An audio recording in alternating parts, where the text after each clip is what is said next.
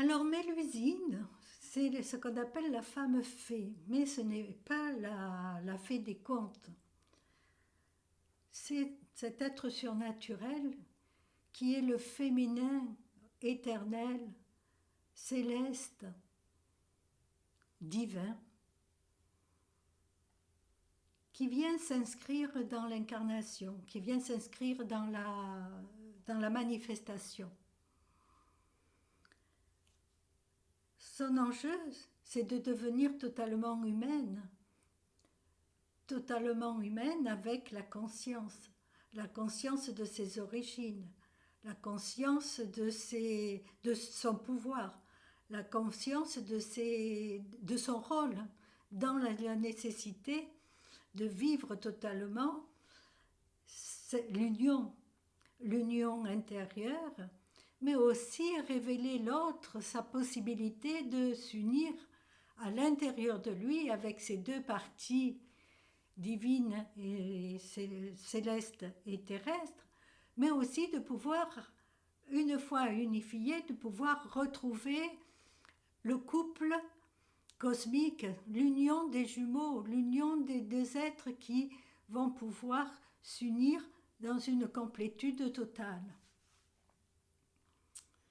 Alors bien sûr, Mélusine est partante pour cela, mais parce qu'elle est consciente.